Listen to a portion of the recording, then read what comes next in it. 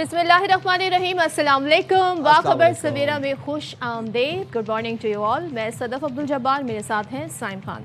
आज जिस टॉपिक से हम अपने शो का आगाज़ कर रहे हैं बहुत ही इंपॉर्टेंट टॉपिक है और इस वक्त जो लोग social media specially x app इस्तेमाल करते हैं दे आर फेमिलियर कि क्या गेम वहाँ पर हो रही है। हुआ क्या, आपको पता है जी, प्रोपेगेंडा बहुत सेल आउट होता है और आज के सोशल मीडिया के दौर में जब बॉट्स अकाउंट हैं, जब लोगों ने अपनी आइडेंटिटी छुपाई हुई है, जब उनकी लोकेशन पता ना चले तो बहुत सारा प्रोपेगेंडा फैलाया जाता है और पाकिस्तान भी इस प्रोपेगेंडे का शिकार रहा है। ख़ास तौर पे मैं यहाँ पर इंडिया के कॉन्टेक्स्ट में ये बात कर रही हूँ। अब एलॉन मस्क नए नए तजर्बे करते रहते हैं। ग्रॉक लेकर आए, ग्रॉक बड़ा फेमस हुआ, ग्रॉक से जो पूछें वो आपको सब बता देता है। लेकिन ज़ाहिर है ये सारा डेटा वो होता है जो फीड हुआ होता है ग्रॉक को। हुआ क्या कि एक नई फीचर लेकर आए हैं एलॉन मस्क, जिससे क्या होगा कि जो भी अकाउंट है अगर आप उसके प्रोफाइल पे जाएं और उसकी ज्वाइनिंग डेट पे क्लिक करें तो एक नई विंडो पॉपअप होती है और वो विंडो आपको बताती है कि अकाउंट कहाँ से ऑपरेट हो रहा है, यानी लोकेशन, कब बनाया गया, कितनी बार इसका यूज़र नेम चेंज हुआ है और इसकी जो लोकेशन है, क्रिएशन लोकेशन, वो क्या है। आप तो सोचें ये खबर जंगल में आग की तरह फैल गई और बहुत सारे लोग एक्सपोज होना शुरू हो गए। पता चला जी, जो ख़ास तौर पे मैं हवाला अगर आपको दूँ समझाने के लिए, कि मेक अमेरिका ग्रेट अगेन बड़ा नारा था और ज़ाहिर है ये प्लेटफॉर्म यूज़ होते हैं आपकी पॉलिटिकल ओपिनियन चेंज करने के लिए। इंतखाबात से पहले जब एलॉन मस्क ने एक्स ऐप को लिया तो सब ने कहा जी अब तो डोनाल्ड ट्रंप जीतने ही वाले हैं क्योंकि दोनों का अलायंस हो गया है। हुआ क्या, पता चला मेक अमेरिका ग्रेट अगेन के जो नारे लगाए जाते थे, जो प्रोपेगेंडा किया जाता, वो सारे अकाउंट ऑपरेट हो रहे थे थाईलैंड से, यूरोप से, यानी कि अमेरिका से ऑपरेट नहीं हो रहा है। तो ये अमेरिकन की ओपिनियन नहीं थी एक तरीके से। और दूसरी जानिब, लेट मी कंप्लीट, दूसरी जानिब हम ये देख रहे हैं कि जितने अकाउंट जो हैं इसराइल के हैं, इसराइल की हिमायत में प्रोपेगेंडा करते हैं, वो ऑपरेट हो रहा है इंडिया से।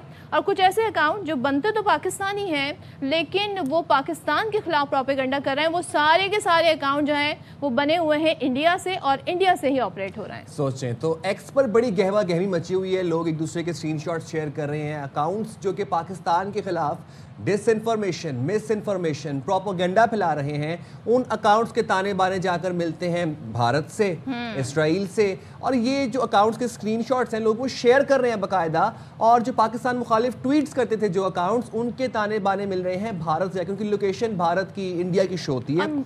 ज़्यादातर जो लोग हैं वो इंडिया से इसका ताल्लुक है। आप सोचें इंडिया प्रोपेगेंडे में कितने माहिर हैं। तो ये तो उनका शुरू से वतीरा यही है। पाकिस्तान में दहशतगर्दी के बढ़ते वाकयात बाइस तशवीश तो हैं।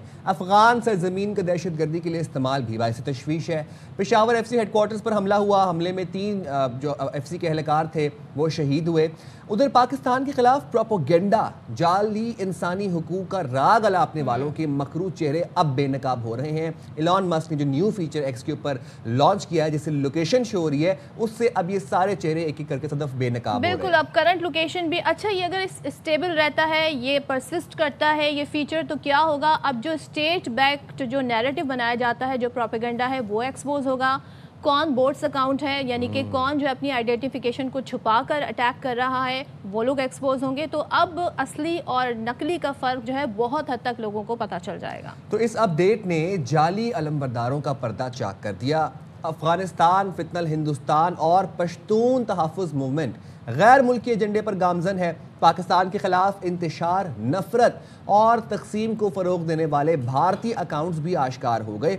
असलियत छुपाने के लिए अब VPN का इस्तेमाल किया जा रहा है। फितनल खवारिज, फितनल हिंदुस्तान के दहशतगर्दों के अकाउंट्स भी भारत और दीगर मुल्कों से ऑपरेट हो रहे हैं। और ये अकाउंट्स वो अकाउंट्स थे जो कि तखरीबकारी फैलाते थे, जो कि डिवाइडेड ट्वीट्स करते थे, जो कि इश्तियाल फैलाते थे, और ये सब अकाउंट्स जो हैं वो एक एक करके अब बेनकाब हो रहे हैं। चलें तो बात कर लेते हैं, क्योंकि इंडिया इसका बड़ा कहते हैं ना बेनिफिशियल रहा है इन फेक अकाउंट्स का, फेक नैरेटिव का, जो कि पाकिस्तान के अगेंस्ट बनाता रहा। हमारे साथ मौजूद है दिफाई तज्जिया का major general retired Zahid Mahmood साहब। जाहिद साहब बहुत शुक्रिया। और ज़ाहिर है इस वक्त हम बात कर रहे हैं किस तरीके से स्टेट नैरेटिव बनाया गया पाकिस्तान के खिलाफ, और दहशतगर्दी की कार्रवाइयाँ करने के बाद खुद मासूम बन जाते हैं। अब ये आहिस्ता आहिस्ता हम देख रहे हैं वक्त के साथ एक्सपोज हो रहा है, ज़ाहिर है सच सामने आ ही जाता है। ये जो लेटेस्ट अपडेट्स हुई हैं सोशल मीडिया पर हम देख रहे हैं, कितना एक्सपोज हुआ है भारत इससे? जी, बिस्मिल्लाहिर्रहमानिर्रहीम, सदफ और Saim, good morning and thank you very much for the invite. Bharat तो जी रोज बरोज एक्सपोज हो रहा है और हर डोमेन में हो रहा है जी। डिप्लोमेटिकली हो रहा है, पॉलिटिकली हो रहा है, اپنے سیکولرزم کا جو اس نے لبادہ اڑا ہوا تھا اس سے وہ سامنے آ گیا ہے کہ it's not a secular country, ایک ہندوتوا سے لتھڑا ہوا ہے، اور جو ہیٹ آئیڈیالوجی، ان کے ہیجمونک ڈیزائنز، یہ ساری چیزیں ان کی سامنے آ گئی ہیں جی، اور وہ اس ایجنڈے پر مکمل طور پر وہ اس پہ عمل درآمد بھی کر رہے ہیں۔ اب انفارمیشن وارفیئر جو ہے جی، یہ 2-3 چیزوں کے لیے وہ استعمال کر رہے ہیں۔ ایک تو اپنا نیریٹو بلڈنگ کے لیے کر رہے ہیں، جھوٹ کے اوپر ڈس انفارمیشن لیبس کا جو واقعات ہوئے تھے وہ ساری دنیا کے سامنے ہیں، اور یہ جو ان کی ولنریبلٹی یا ان کا جو چہرہ سامنے آیا، یہ صرف پاکستانی کانٹیکسٹ میں نہیں ہے یا ابھی موجودہ نہیں ہے جی، بہت سی 5 آئیز کی رپورٹ ہے، 5 آئیز کنٹریز کی ان کے اوپر رپورٹ ہے جو ہیٹ کے اوپر انہوں نے بیس کیا، پھر سوشل میڈیا اور سوشل اکاؤنٹس تو ان کے almost in every country in کے ایشوز آ رہے ہیں، ان کے سٹیزنز کے ایشو آ رہے ہیں، لوگوں کے ایشوز آ رہے ہیں، اور جب سے انہوں نے ٹیررزم کو as a lead instrument of their policy بنایا ہے جی، اس کے بعد تو یہ بالکل ہی مکمل طور پر ولنریبل ہو گئے ہیں۔ اب پاکستان کے خلاف بھی جو ڈس انفارمیشن اور یہ جو فیک اکاؤنٹس ہیں، ان کو 2-3 چیزوں کے لیے یوز کر رہے ہیں۔ ایک تو میں نے جیسے بتایا نیریٹو بلڈ کر رہے ہیں، دوسرا ریڈیکلائزیشن اینڈ ریکروٹمنٹ کروا رہے ہیں جی، اور ہیلپ کر رہے ہیں ان فورسز کو، ان عوامل کو جو پاکستان کے خلاف آپریٹ کر رہے ہیں، جو ان کے کلائنٹس ہیں۔ Being a proxy sponsor state, it is there responsibility کہ وہ یہ سپورٹ اور یہ اس طرح کی ریکروٹمنٹ اور ریڈیکلائزیشن میں ان کی ہیلپ کرے۔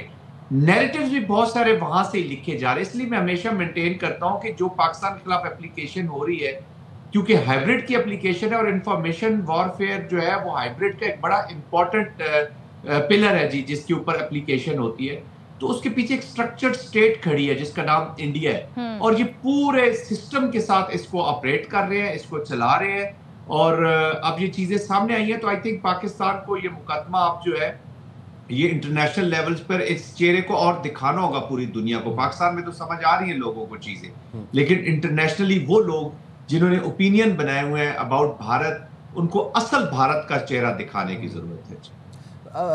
میجر صاحب، بھارتیوں کے لیے اب اس فیچر کا ایکسپوز ہونا تو موت کے برابر ہے، کیونکہ وہ تو پروپیگنڈا ایکسپرٹس ہیں، اور ہم بھی دیکھتے ہیں کہ آفٹر بنیاد مرصوص، آفٹر 10th میں D G I S P R کی اگر بات کی جائے، سکولز میں جا کے، کالجز میں جا کے، یونیورسٹیز میں جا کے اپنی ہر پریس کانفرنس میں وہ یہ بات کرتے ہیں کہ فیک انفارمیشن سے بچیں، ڈس انفارمیشن، مس انفارمیشن سے بچیں، فارورڈڈ ایز ریسیوڈ میسیجز سے بچیں، کوئی انفارمیشن دیکھیں تو اس کی تحقیق کریں۔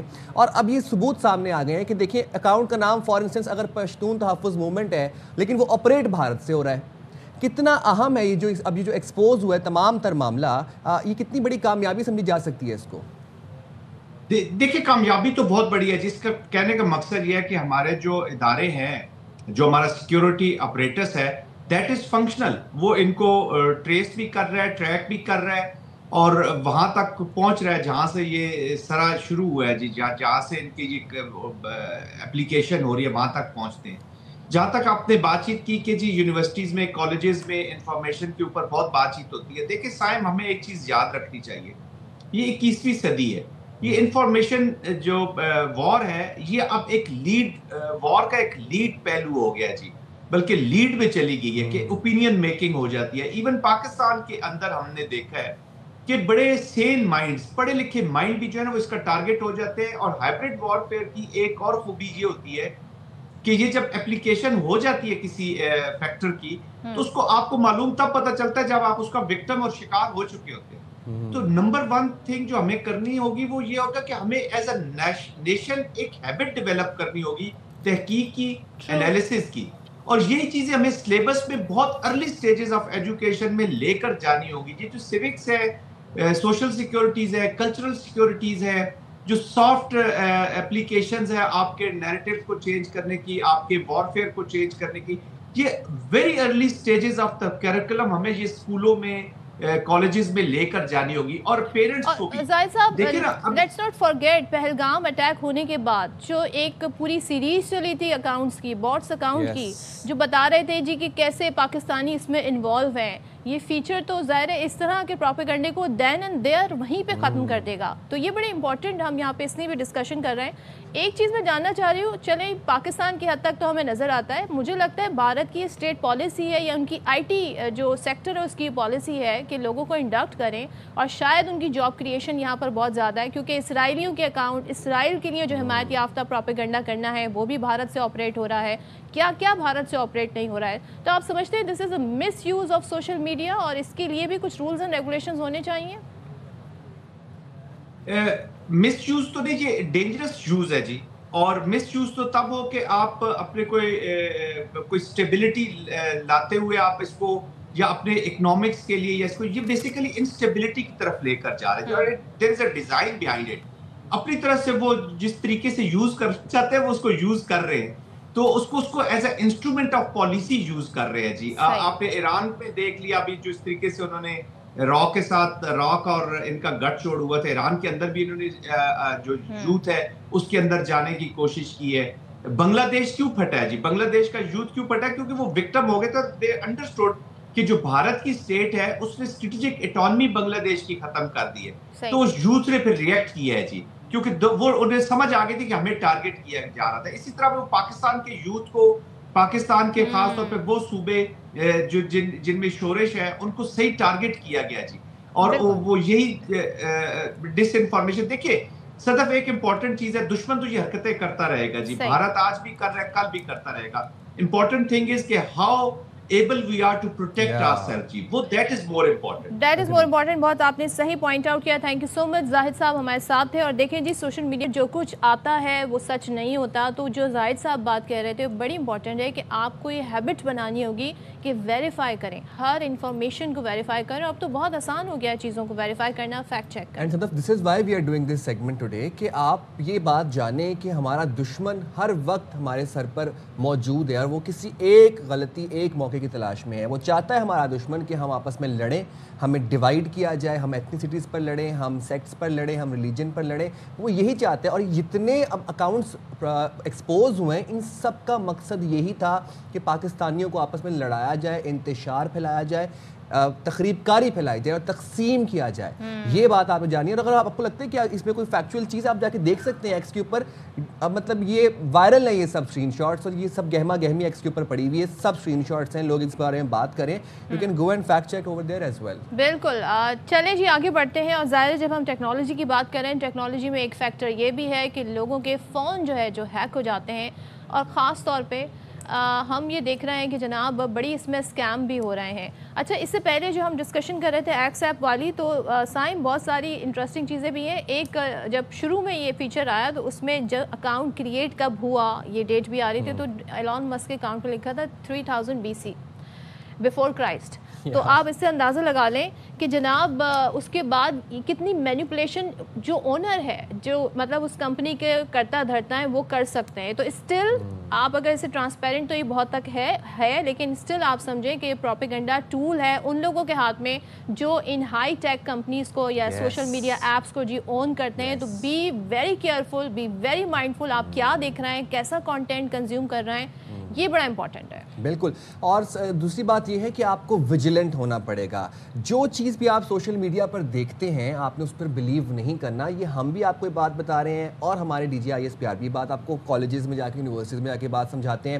ڈس انفارمیشن, مس انفارمیشن ہمارے کلچر میں, ہمارے معاشرے میں, سوسائٹی میں سرایت کر چکی ہے. So don't believe whatever you see. اگر آپ کچھ دیکھتے ہیں اس کو ویریفائی کریں, ایٹ لیسٹ 2-3 سورسز سے ویریفائی کریں اور پھر اس کے اوپر اپنا مائنڈ میک اپ کریں, اپنا بیانیہ بنائیں. نو صدف؟ بالکل ایسے ہی ہے. چلیں موونگ فارورڈ ہم اپنے اگلے ٹاپک کی طرف بڑھتے ہیں. اور دیکھیں آج ویسے بھی خواتین کے خلاف جو وائلنس ہے اس کے حوالے سے دن منایا جا رہا ہے, لیکن جو آج کی ہماری سٹوری ہے وہ ہم بہت زیادہ اس طرح کی سٹوریز دیکھ رہے ہیں, اور بہت زیادہ جو نئے جنریشن ہماری ہے خاص طور پہ بچے بچیاں وہ بڑی کنسرن ہیں.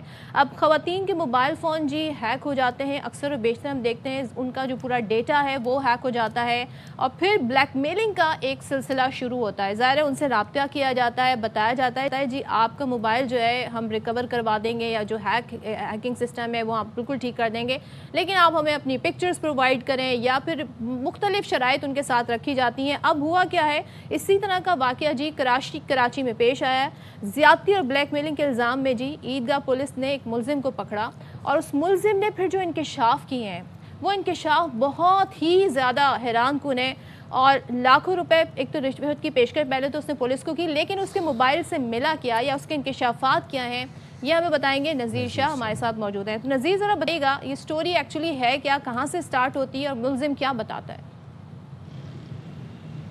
دیکھیں صدف، یہ انتہائی اہم اسٹوری ہے جو نہ صرف کراچی بلکہ پاکستان، دنیا بھر میں تمام وہ لوگ جو موبائل فون استعمال کرتے ہیں ان کے لیے بہت اہم ہے۔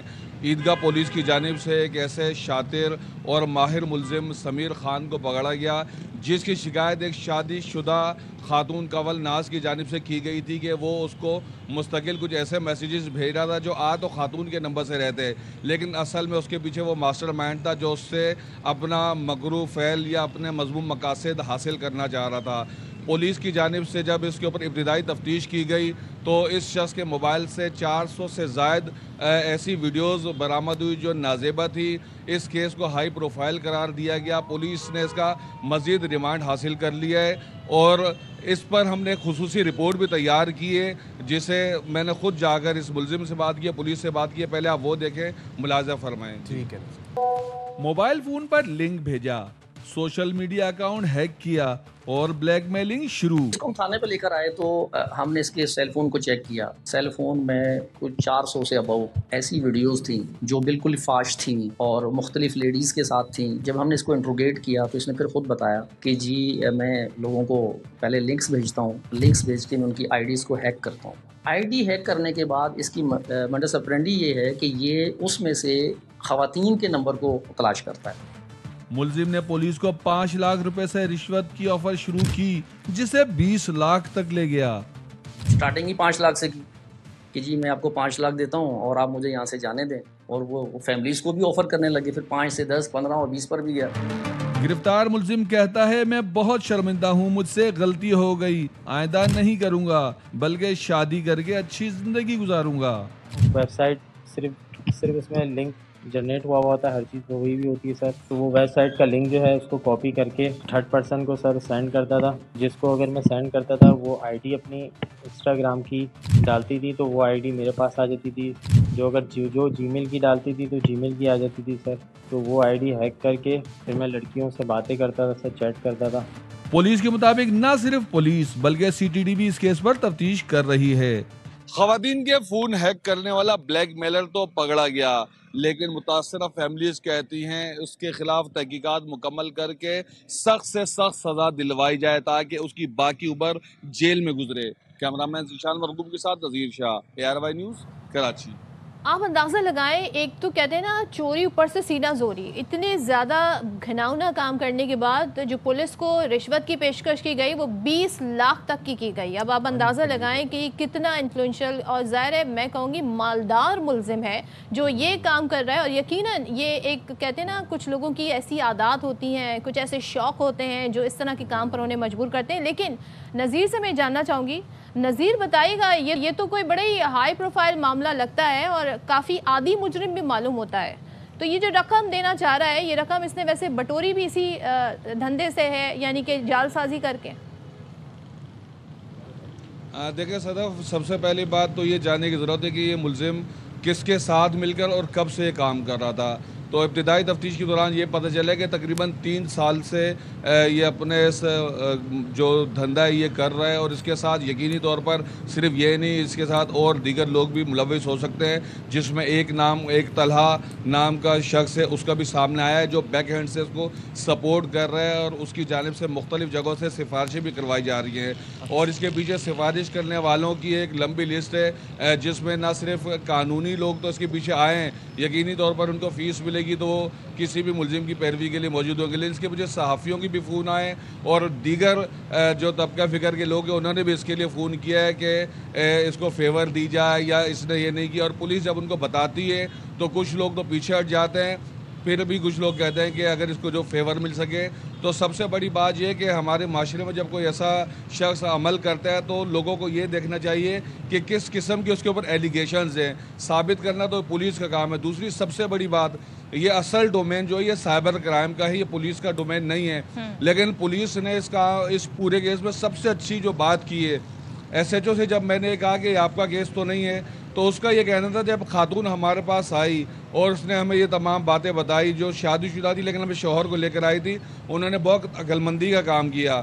ان کو کسی دعا کے نمبر سے میسیجز آ رہے تھے اور وہ اس سے ملنے کے لیے کہہ رہا تھا, اور مزید کچھ چیزیں ایسی تھی جس پر اس نے جب پولیس سے کمپلین کی اور اس سے ملنے کے لیے باقاعدہ منصوبہ بندی کے تحت اس کو جب بلایا تب پولیس نے گرفتار کیا. تو پولیس کا کہنا تھا کہ ہم نے اس کو ایک مرتبہ گرفتار کر لیا ہے تو اب یہ کیس یہاں سے سائبر کرائم جا سکتا ہے, لیکن اگر ہم اسے گرفتار نہ کرتے اور اسے پتہ چل جاتا تو یہ فرار ہو جاتا, پھر ہاتھ نہ آتا. نظیر لیکن یہ دیکھیں آپ کے جتنا آپ یہ دیکھیں نظیر کے تقریباً ایک ہفتے سے زیادہ یہ پولیس کی تحویل میں ہے اور پولیس بار بار ریمانڈ پہ ریمانڈ لے رہی ہے. اس کا مطلب ہے کہ یہ اس کے بہت ٹیکنیکل جرائم پیشہ شخص ہے, اس کے پاس بہت سی انفارمیشن ہے, بہت سی ویڈیوز موجود ہیں. اور اگر آپ کو نہیں لگتا کہ اگر یہ اس کو سائبر سیل نہ ٹرانسفر کیا جائے اس کیس کو, تو ود ایوری پاسنگ ڈے جو باقی جو اس کے گینگ کے لوگ ہیں, جس کلٹ کا یہ حصہ ہے, وہ ڈسپرس ہوتے جائیں گے. دیکھیں اس کے اوپر پولیس کی جانب سے ایک تحقیقاتی کمیٹی بھی بنائی گئی ہے جس میں ایس ایچ او, تفتیشی افسر اور تمام اس کے اوپر مشتمل ہے, جنہوں نے اس سے بات بھی کی ہے اور دیگر شواہد بھی اکٹھے کیے ہیں.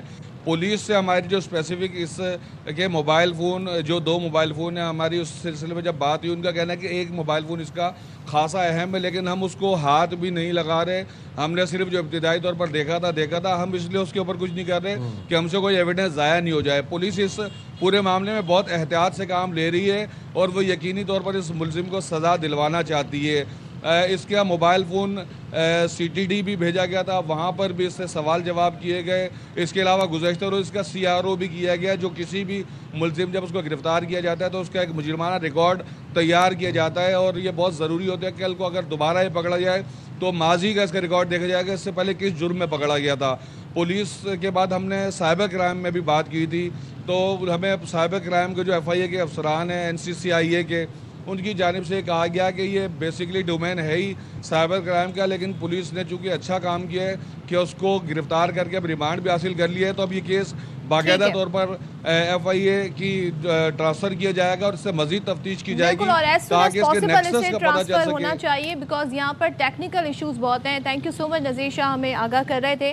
اور جناب ہم یہ جاننا چاہ رہے ہیں کہ کیسے یہ جو لنکس بھیجے جاتے ہیں نا آپ کو واٹس ایپ میسج کریے, ایس ایم ایس کے ذریعے, پھر وہ لنک جب لوگ آن کرتے ہیں تو ان کا موبائل فون ہیک ہو جاتا ہے اور پھر ان کا موبائل سے ڈیٹا جو ہے وہ چلا جاتا ہے اور پھر ایک بلیک میلنگ کی کہانی, ایک سلسلہ شروع ہوتا ہے. میں تو اس ملزم کے اوپر حیران ہوں, کتنے آرام سے اور معصومیت سے کہہ رہا ہے کہ بس میں نے لنک بس بھیجا تھا, لنک کاپی کر کے میں نے پیسٹ کر دیا. یہ پراپر کوڈنگ ہے اس لنک کے پیچھے. مجھے آپ کی اس بات سے ایک چیز ذہن میں آئی کہ کیا اس طرح کی چیز قانوناً جرم سمجھی جاتی ہے کہ آپ نے کسی کو, وہ کہے گا جی میں نے تو ایک معصوم سا ایس ایم ایس بھیجا اور وہ لنک مجھے نہیں پتا تھا کیا تھا. تو بہت سارے میسیجز ہمیں بھی اس طرح کے آتے ہیں, مخاطب کر کے آتے ہیں, خاص طور پہ جب کوئی سیل کا سیزن آ رہا ہو نا, تو باقاعدہ کیونکہ آپ کا نمبر جو ہے جہاں جہاں سے آپ نے پرچیزنگ کی ہوتی ہے آپ کا نمبر ان کے پاس ہوتا ہے, تو آپ سمجھتے ہیں ہمیں وہ لوگ کانٹیکٹ کر رہے ہیں. لیکن اس ملزم نے یہ بھی بتایا کہ خاص طور پہ خواتین کے نمبر جو ہے وہ کسی بھی طریقے سے حاصل کرتا تھا اور پھر ان سے یہ اس طریقے کی بلیک میل کرتا تھا. اگریڈ. اور انسانی فطرت یہ ہے کہ انسان بڑا کیوریس ہوتا ہے,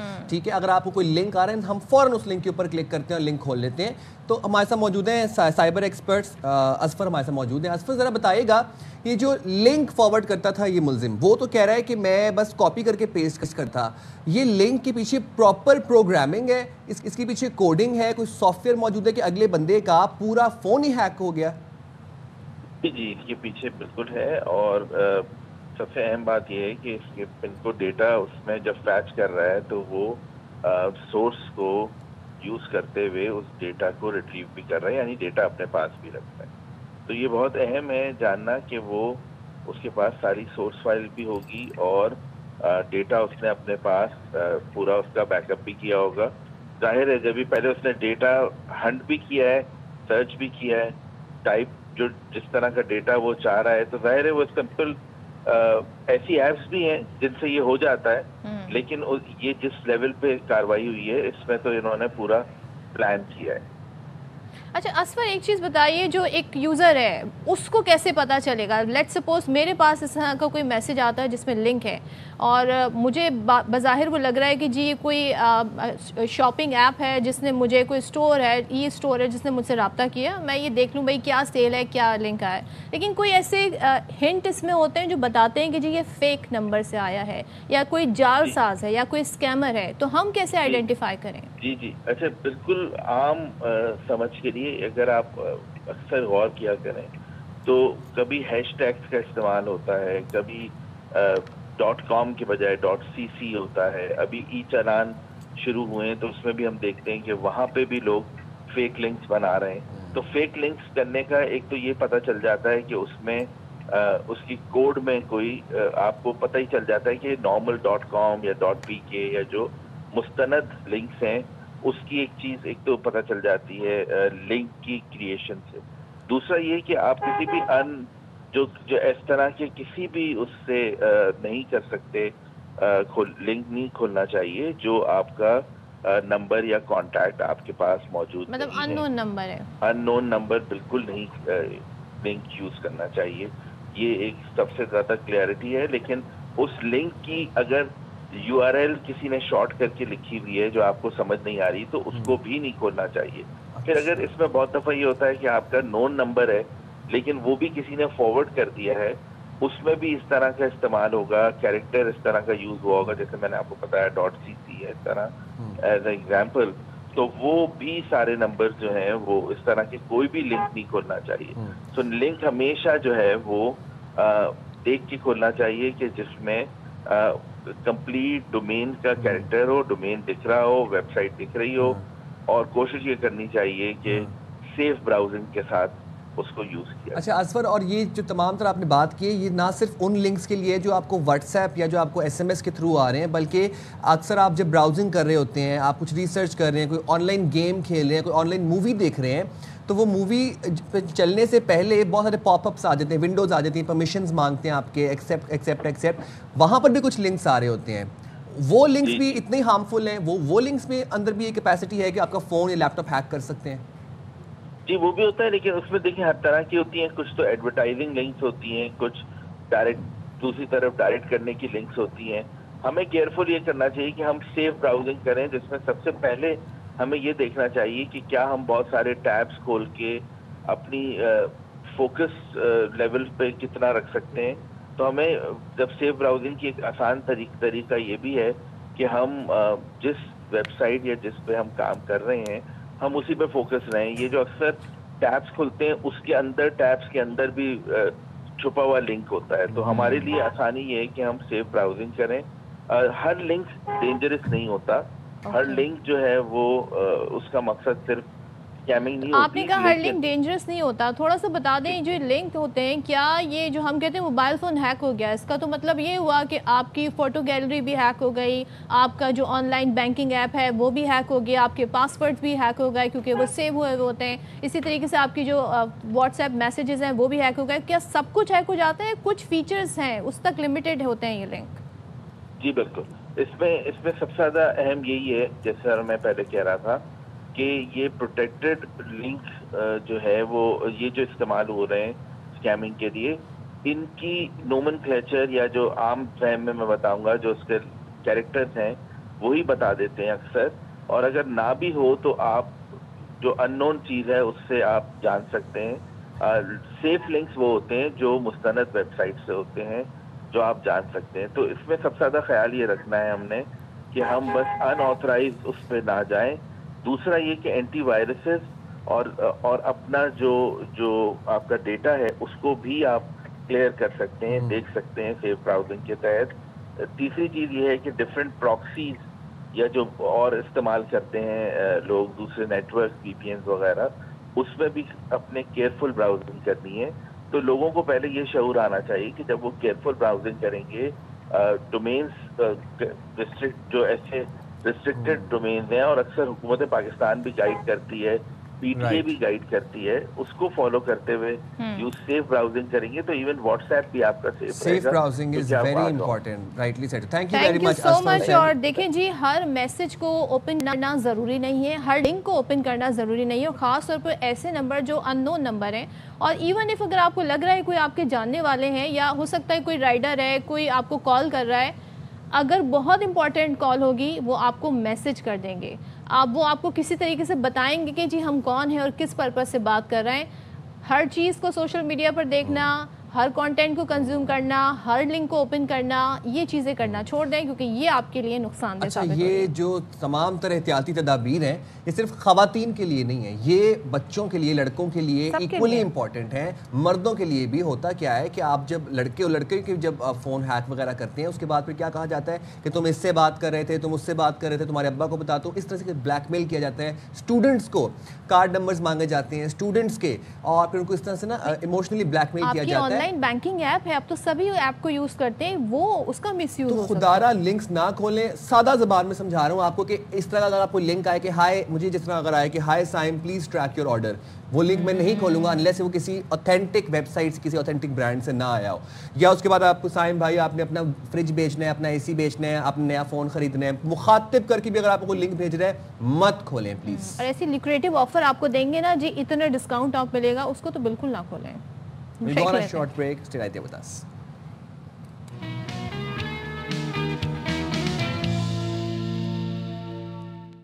वेलकम बैक जनाब। और अब जरा खेल के मैदान पर नजर डाल लेते हैं। और आजकल खेलों के मैदानों से बहुत अच्छी खबरें आ रही हैं। शाहीन एशिया के चैंपियन बने, फिर उसके बाद कौमी क्रिकेट टीम मुसलसल जीत रही है, अल्हम्दुलिल्लाह माशाल्लाह। नज़र ना लगे बस हमारी पाकिस्तानी कौमी क्रिकेट टीम को।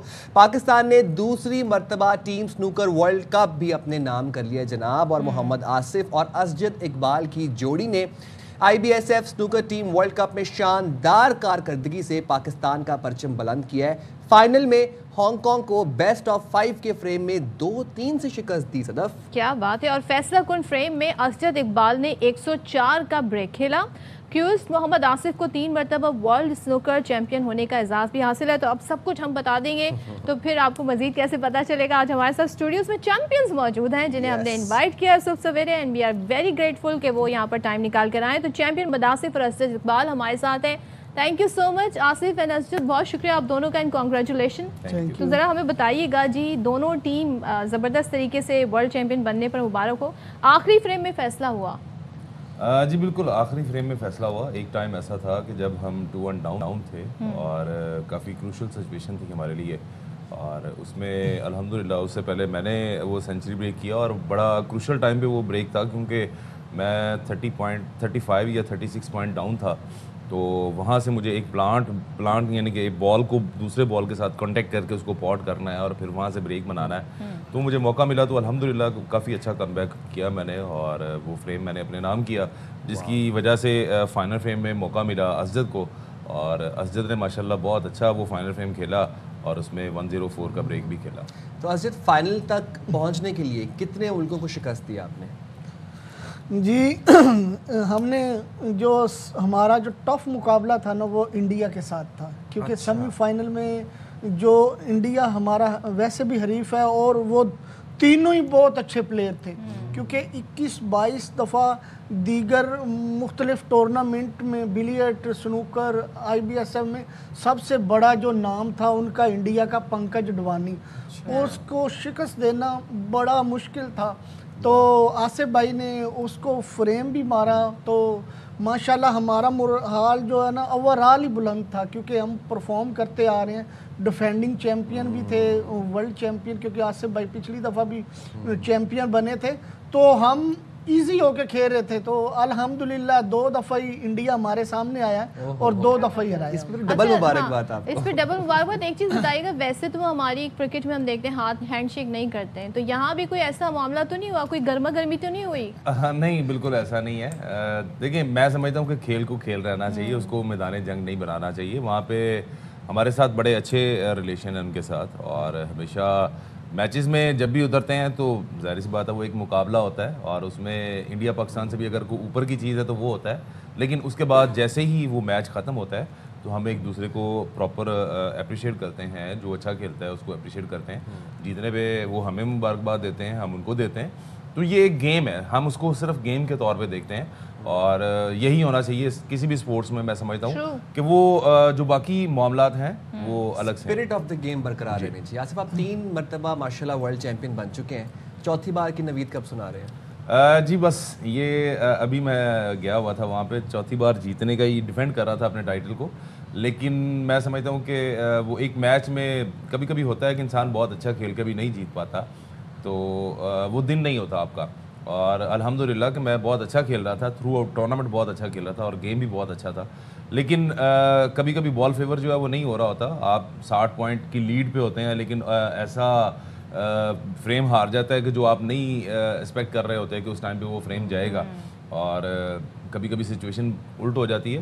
تو بڑا اچھا مقابلہ ہوا, اور میں کوارٹر فائنل جو ہے وہ 4-3 ڈاؤن ہو گیا, اور اگر وہ میں کوارٹر فائنل جیتا تو یہ ٹائٹل بھی اپنے نام کر سکتا تھا. انشاءاللہ آگے کھیلیں گے تو کوشش کریں گے کہ دوبارہ سے یہ ٹائٹل. ہمارے سنوکر جو ہے نا بہت بچپن سے بڑا ذکر ہوتا ہے اس کا, لیکن جب ہم گیم دیکھتے ہیں بڑا کوائٹ خاموش game, time taking, required lots of patience ہمیں لگتا ہے. بچپن میں تو روکا جاتا ہے, ماں باپ کہتے ہیں کیا کرنے گئے, سنوکر کھیلنے, پڑھائی نہیں کرنی ہے. تو یہ آپ کے ساتھ ہوا, یہ جرنی آپ کی کیسے سٹارٹ ہوئی اور پھر یہاں تک الحمدللہ کیسے پہنچے آپ؟ دیکھیں جی, جرنی جو ہے وہ سب کی, کوئی بھی سپورٹس کھیلتا ہے نا بچہ, تو اس کو وہ ویسے سپورٹ نہیں ملتی تھی پہلے.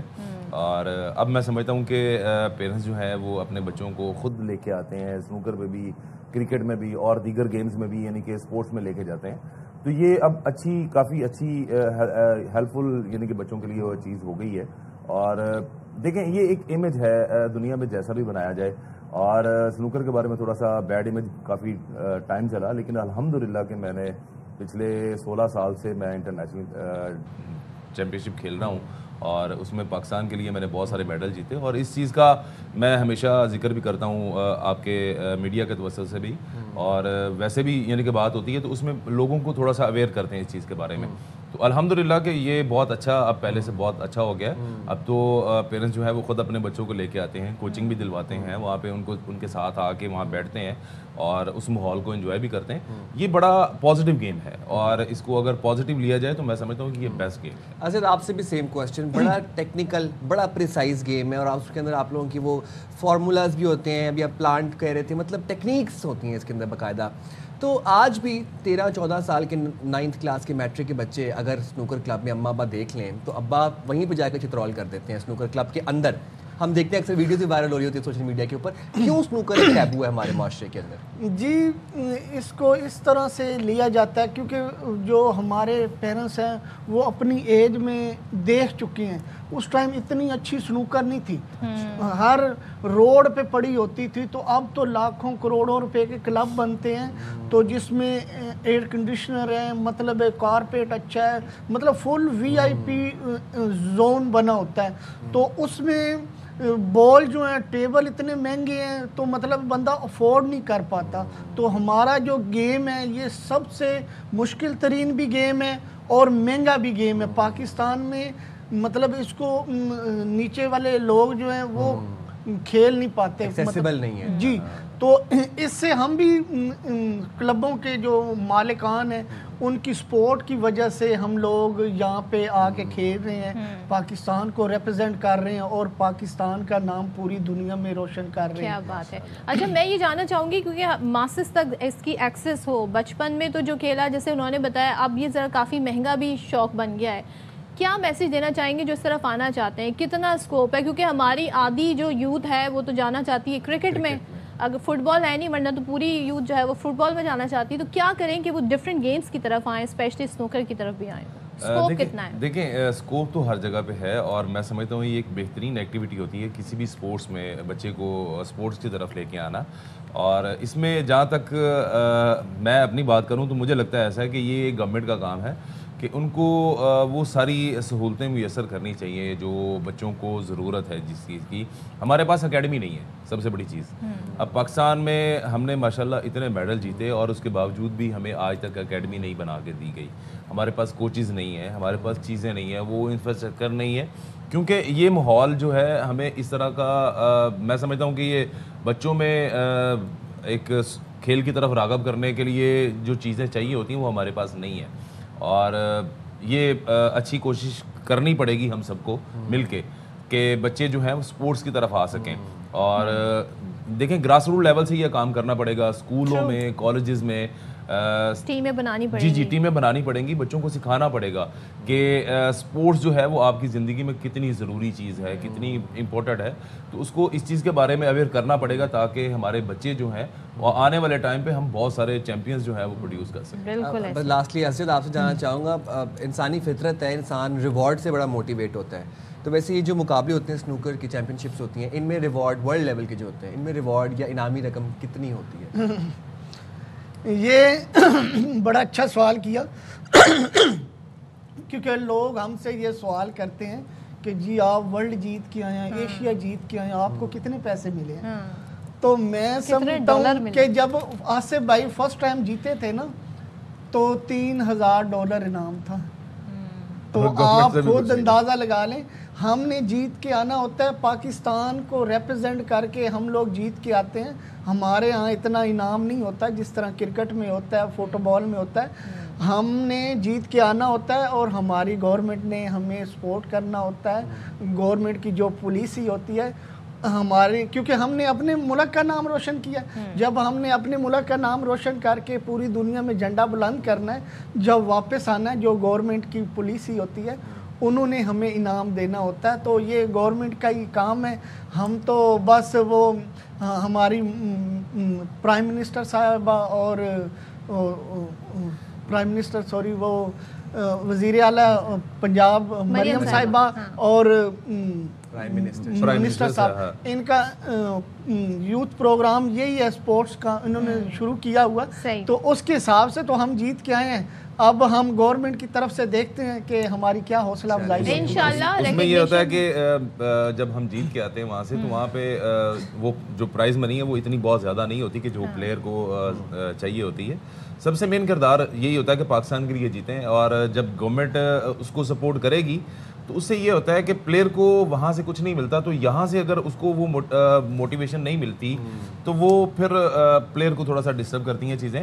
اور میں گورنمنٹ سے یہی ریکویسٹ بھی کروں گا کہ جب بھی پلیئر پرفارم کر کے آتے ہیں, جو گورنمنٹ کی پالیسی ہے اس پہ عمل درآمد کرتے ہوئے ان کا جو ریوارڈ بنتا ہے ان کو ریکگنیشن ضرور ملنی چاہیے تاکہ باقی لوگ بھی جو انسپریشن حاصل کر رہے ہیں انہیں بھی لگے کہ کیا اس میں اس کو. Thank you so much Asif, thank you so much Asjad. اور یہ ہمارے چیمپئنز ہیں, انہوں نے پاکستان کا نام روشن کیا. اور ہمارے یہاں کھیلوں میں ہم دیکھ رہے ہیں صرف کرکٹ ہی نہیں, دیگر کھیلوں میں بھی. ارشد ندیم کی ریسنٹلی ہم نے دیکھا اسلامک یکجہتی جو گیم تھے اس میں بھی انہوں نے زبردست واپس آئے ہیں, تو بڑا ان کا پرتپاک استقبال کیا گیا ارشد ندیم کا اور یاسر کا بھی. بالکل. چلیں جی یہاں پر لیتے ہیں بریک, اور بریک کے بعد جلدی سے واپس آتے ہیں.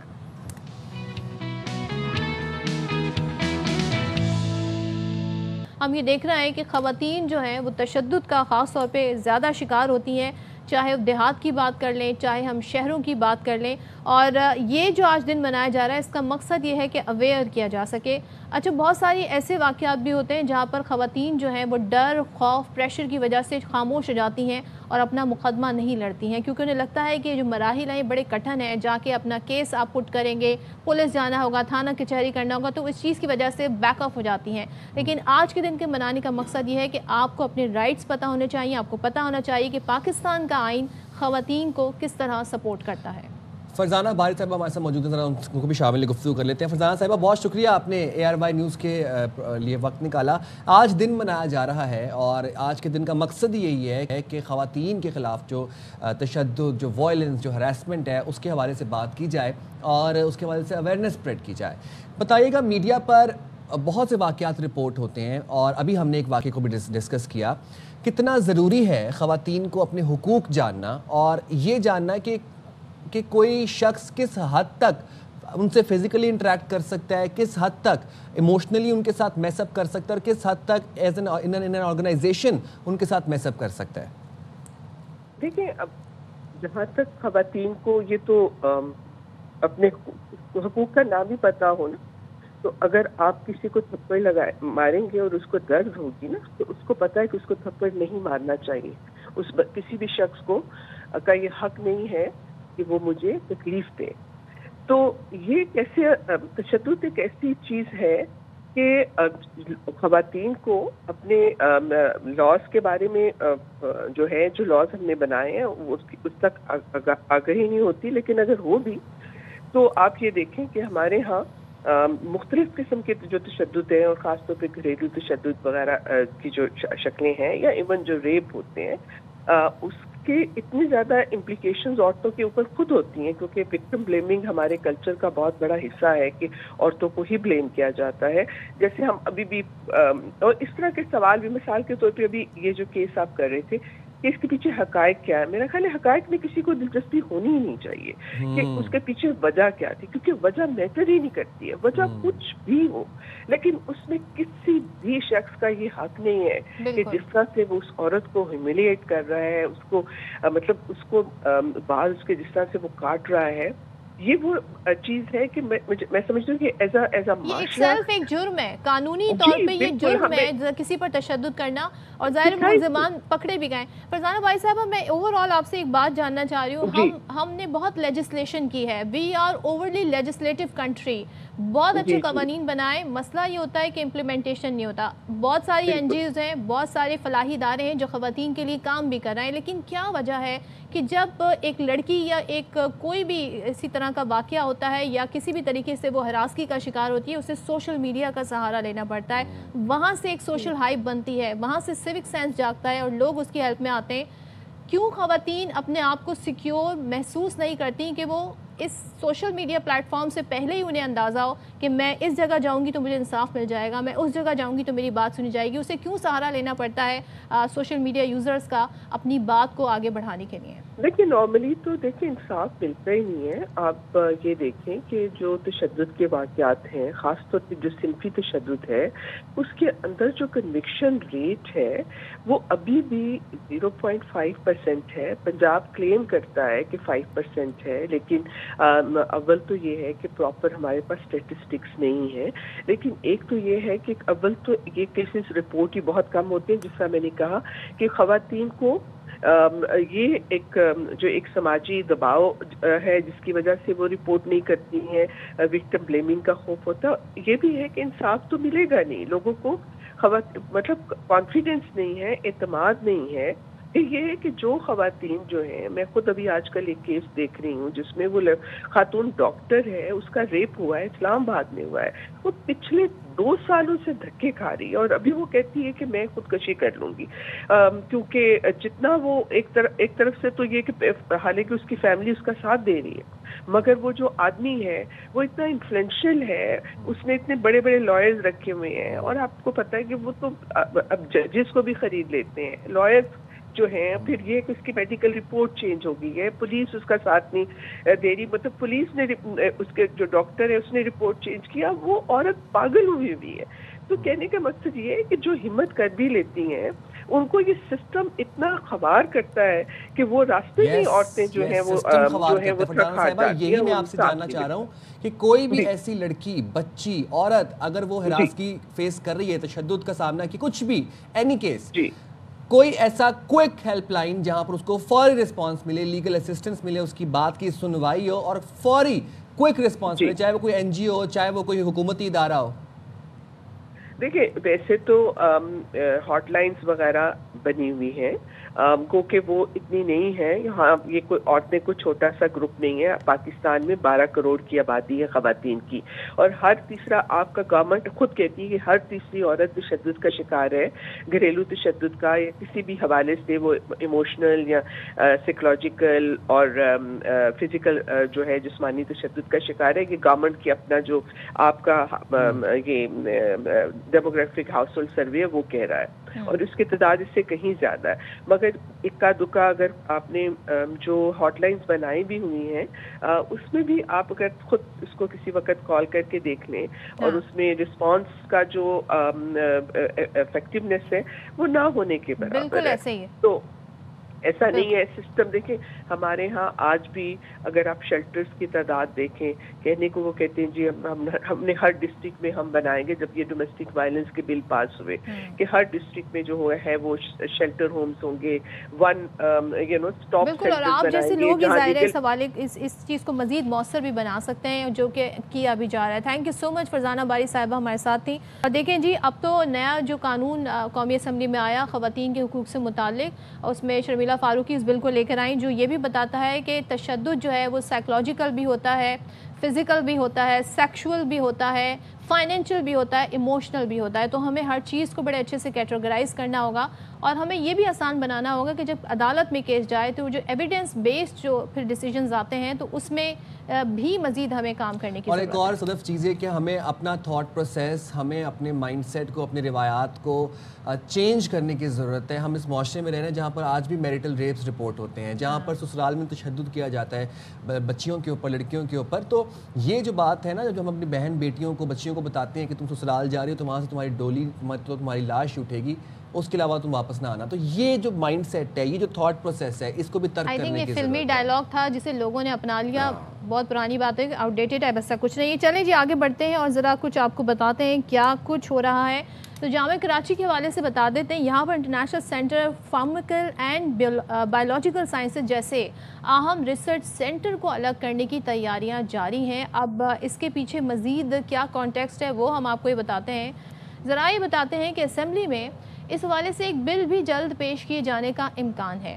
اب جب بل منظور ہو جائے گا تو نہ صرف یہ اہم ادارہ بلکہ ہم کہیں اگر کہ کم ہوگا, بلکہ کراچی یونیورسٹی کا رقبہ بھی کم ہو جائے گا. اس سے پہلے 1994 میں آئی بی اے کو جامعہ کراچی سے الگ کیا گیا تھا. International centre for chemical and biological sciences جامعہ کراچی کا ممتاز تحقیقی ادارہ ہے اور اسلامی ترقیاتی بینک سے سائنس اینڈ ٹیکنالوجی میں بہترین ادارے کا اعزاز بھی اسے 2 مرتبہ مل چکا ہے. اب ادارے سے 700 ایم فل اور پی ایچ ڈی طلبہ فارغ التحصیل ہیں اور اس وقت بھی یہاں 550 طلبہ ریسرچ کر رہے ہیں, جن میں 400 کے قریب طلبہ پی ایچ ڈی اور یہ ادارہ طلبہ کے لیے اسکالرشپ بھی دیتا ہے. اب اس میں یہ سوال ہے کہ بھائی کہ اس سے فائدہ کس کو ہونے جا رہا ہے اور نقصان کیا ہونے جا رہا ہے. ڈاکٹر سید شاہ حسن, اسسٹنٹ پروفیسر انٹرنیشنل سینٹر اور کیمیکل اینڈ بایولوجیکل سائنسز ہمارے ساتھ موجود ہیں. سب سے پہلے تو آپ کا شکریہ, آپ نے نیوز کے لیے وقت نکالا. سب سے پہلے تو یہ بتائے گا کہ international centre for chemical and biological sciences کے بارے میں ہمیں ذرا اپڈیٹ کیجیے اور بتائیے گا کہ ابھی جو ہونے جا رہا ہے بل, اس سے فائدہ کس کو ہے اور نقصان کس کو ہے. جی السلام علیکم. سب سے پہلے تو دیکھیں یہ ادارہ اگر آپ تاریخی اعتبار سے دیکھیں تو شہید ذوالفقار علی بھٹو کی دور حکومت میں جو توئی صاحب نے اس کا افتتاح کیا تھا اور یونیورسٹی کا قیام تو پہلے سے ہی تھا, لیکن اس طرح کے اداروں کا قیام سائنسی تعلیم اور تحقیق کو آگے بڑھانے کا مین مقصد تھا. تو اس کا سب سے بڑا یہ فائدہ ہوتا ہے کہ طلباء اور جو فیکلٹی باہر سے آتے ہیں, یہاں سے جاتے ہیں, ان کو موقع مل جاتا ہے. اس سے یونیورسٹی کی رینکنگ پہ بہت اثر پڑتا ہے. سول نیشنل انٹرنیشنل ایوارڈز جو جتنے ہوتے ہیں اس میں کراچی یونیورسٹی کا ایک یعنی بڑا نام ہوتا ہے. اب یہ ادارہ اگر وہاں سے آئی بی اے کی طرز پہ ہم الگ کر لیتے ہیں تو اس کا مطلب ہے کہ جو کراچی یونیورسٹی کی آٹونومی ہے اور جو اتھارٹی ہے, جو وہاں کا ایکٹ تھا, جو اسٹیچیوٹری باڈیز ہے, نہ صرف اس کی جو ہے خلاف ورزی کی گئی, بلکہ میں سمجھتا ہوں کہ کسی طریقے سے جو ڈونرز حضرات ہیں اور پرائیویٹ پارٹنرشپ کے تحت اس کو کنٹینیو کرنا چاہتے ہیں, تو یہ اس ویژن کی نفی کر رہی ہے جو شہید ذوالفقار علی بھٹو کے دور حکومت میں شروع کی گئی تھی. اور اس کے ساتھ جو زمین ہے کراچی یونیورسٹی کی, جو انسٹرومنٹ ہے تقریباً 10-20 ارب روپے کی کافی مالیت, جو یہاں کے طلباء ہے ان کا مستقبل, یہاں کی جو فیکلٹی امپلائز ہیں ان کے مستقبل غیر یقینی صورتحال کا سامنا. سمجھائیے گا یہ جو بل ہے یہ کیا کہتا ہے, کیوں ضرورت پیش آ رہی ہے اسے الگ کرنے کی؟ جی یہ بہت اچھا سوال آپ نے کیا کہ بل جو لوگ جو اس کے پیچھے کار فرما ہے, اصل میں تو یہ دکھایا جا رہا ہے کہ سندھ حکومت ہیلتھ ڈپارٹمنٹ کی طرف سے آئی ہے, پھر لا ڈپارٹمنٹ نے اس کو جو ہے چیک کیا ہے, لیکن اصل میں جو لوگ اس کو لانا چاہتے ہیں وہ 20 سال تک یہاں کے ڈائریکٹر رہے. تو پہلے 2023 میں عدالتی حکم سے وہ جو ہے تو ان کو برخاست کیا گیا, تو ان کو ابھی اس کی ضرورت پڑی. پہلے کیوں نہیں کرنا چاہتے تھے 2 سال پہلے تک؟ یقیناً وہ کوشش کی جا رہی ہے کہ ان کو ماورائے قانون, ماورائے یونیورسٹی کی جو اسٹیچوٹری باڈیز ہیں, ماورائے عدالت. کیا ہے پروفیسر صاحب, ان کا مقصد کیا ہے, کیوں اس ڈپارٹمنٹ کو الگ کرنے کی کوشش کی جا رہی ہے؟ اس کا صرف اور صرف ایک ہی پرپز ہے اور وہ یہ ہے کہ جو ہمارے ایکس ڈائریکٹر تھے پروفیسر اقبال چودھری صاحب کسی طریقے سے ان کے لیے قانون سازی کر کے یا الگ قانون بنا کے ان کا جو ہے تو بطور ڈائریکٹر یا بطور ایک ایڈمنسٹریٹر ان کا داخلہ جو ہے تو کروایا جائے. اچھا تو یہ بتائیے گا اس سے نقصان کیا آپ کو کیا خدشات کیا تحفظات ہیں اگر یہ تحقیقی ڈپارٹمنٹ الگ کر دے تو اس سے کیا نقصانات ہیں؟ جی سوری آواز تھوڑی سی کٹ رہی ہے. پروفیسر صاحب میں آپ سے جاننا چاہ رہا ہوں کہ آپ کے کیا تحفظات ہیں, آپ کو کیا لگتا ہے کیا نقصانات ہیں اگر اس ڈپارٹمنٹ کو الگ کر دیا جائے؟ اگر آپ اس دیکھیں ہم یونیورسٹی میں بچوں کو پڑھاتے ہیں آئین اور قانون اور انصاف اور تعلیم اور ہیومن رائٹس کی باتیں. اگر آپ اس ایکٹ میں دیکھیں ان میں سے ان سب چیزوں کے خلاف ورزی کی گئی ہے تو یہ تو ہم اپنے پیشے کے ساتھ جو ہے تو پھر یعنی آپ سمجھے کہ ناانصافی کر رہے ہیں. وہاں بھی تو تدریس کا عمل ہوگا نا, وہاں پر بھی تو ٹیچر ہی جو ہے وہ پڑھائیں گے. آئی بی اے میں بھی آج کل پڑھائی ہو رہی ہے. آئی بی ایک بڑا ادارہ ہے, بڑا ریپیوٹیبل ادارہ ہے پاکستان میں. دیکھیں آئی بی اے سائنسی ادارہ نہیں ہے, یہاں پہ سائنس کا ادارہ ہے. وہاں پہ پرائیویٹ فیسز اتنی ہو جائے گی, یہاں پہ غریبوں کے لیے دروازے بند ہو جائیں گے. یہاں پہ ایک انسٹرومنٹ اور ریئیجنٹس کی کروڑوں کی اربوں کی ریکوائرمنٹ ہوتی ہے جو فیڈرل گورنمنٹ ہمیں دیتی ہے. فیڈرل گورنمنٹ پہلے سے ہمیں کہہ چکی ہے کہ یہ ادارہ ہمارے لیے لائبلٹی ہے. اگر کراچی یونیورسٹی کا نام اس سے ہٹ جاتا ہے تو نہ صرف ہمارے لیے پروجیکٹ کو ون کرنا اور اسٹوڈنٹ کو لے کے آنا اور تو لائبلٹی اگر کوئی چیز بن جائے تو پھر ظاہر ہے اس کو بہتر ہے کہ اس کو پھر الگ ہی کر دیا جائے, اور ظاہر ہے مینیجبل نہیں ہوں گے معاملات, بہتری طور پہ وہاں پہ چیزیں ایڈمنسٹر نہیں ہو پا رہی ہوں گی, تو ہی یہ فیصلہ لیا گیا ہوگا. That's a good thing for this approach I guess. نہیں فیڈرل گورنمنٹ نے اس لیے لائبلٹی کہا ہے کہ یہ اس طرح کے ادارے خود جو ہے تو چلائیں. اب خود چلائیں گے تو اس کے لیے پھر ریسورسز کی ضرورت ہوگی جو سب سے پہلے اسٹوڈنٹ کے اوپر, جو طلباء ہے ان کے اوپر اثر پڑے گا. یہ جو ٹیوشن فیس اور ابھی ہم اسکالرشپ دے رہے ہیں یہ پھر لاکھوں میں چلی جائے گی. پہلے سے ہی جو سائنس کی فیلڈ ہے یہاں پہ biological science, chemical science, bio technology جس کی ضرورت ہے مارکیٹ میں, وہ جو ہے تو آپ سمجھے کہ ایک خواہش لوگ کی رہ جائے گی. تو یہ بہت بڑا المیہ ہے. دوسری بات یہ کہ وہی ڈگری کراچی یونیورسٹی بھی دے گی, یہاں پہ بھی دیں گے, تو کراچی یونیورسٹی تو بالکل پہلے سے جو ان کا برا حال ہے اور برا حال ہو جائے گا. ہماری ان کے ساتھ کولیبریشن ہے, وہاں کے اسٹوڈنٹ یہاں آتے ہیں, وہاں کے ٹیچر کے ساتھ ہماری جو ہے تو کولیبریشن کوآپریشن ہوتی ہے, پورے ملک کے ساتھ ہوتی ہے. تو اس چیزوں پہ پابندی لگ جائے گی. آپ آئی بی اے میں دیکھیں کسی کو داخلہ جو ہے تو اس طرح عام عوام عام طلباء کے لیے تو نہیں ہے. فیس اسٹرکچر میں کیا چینجز آئیں گی؟ ابھی کیا پر سیمسٹر فیس ہے, بعد میں کیا اینٹیسپیٹ کیا جا رہا ہے, کیا ہو جائیں گی فیس؟ دیکھیں اگر یہ خود سے چلائیں گے تو پھر آئی پی اے کی جو انہوں نے مثال دی ہے اب ہوگی, لاکھوں میں ہوگی. ابھی تو ہمارے یہاں پہ 80,000 90,000 ہے, لیکن اسکالرشپ ہم دیتے ہیں جو کہ گورنمنٹ میں پرووائڈ کرتی ہے. ہمارا سالانہ بجٹ جو ہے اسی میں سے ہی ہم اس کو ایڈجسٹ کرا لیتے ہیں. تو پھر یہ تو جو بچے ہیں ہمارے پاس, کراچی کے بچے ہیں, سندھ کے بچے ہیں, بلوچستان کے بچے ہیں جو غریب ہوتے ہیں, جن کو فائنینشیل سپورٹ کی ضرورت ہوتی ہے ایک اسٹینڈرڈ تعلیم کے لیے, وہ سارے راستے ان پہ بند ہو جائیں گے. صحیح, ٹھیک ہے, چلیں. بہت شکریہ ڈاکٹر سید شاہ حسن صاحب نے ہمارے لیے وقت نکالا. Welcome back once again. بہت ساری ایسی چیزیں ہیں جو موسم کی وجہ سے چینج ہو جاتی ہیں. سردیوں میں اکثر بیشتر دیکھتے ہیں جی لوگوں کی جو ہیلز ہیں جسے ہم ایڑیاں کہتے ہیں وہ جی کریکس اس میں آ جاتے ہیں, ایڑیاں پھٹی ہوئی ہوتی ہیں, آپ کی جو لپس ہیں وہ چیپ ہو رہے ہوتے ہیں, اسکن ڈرائی ہو رہی ہوتی ہے, ڈینڈرف کا ایشو ہو جاتا ہے.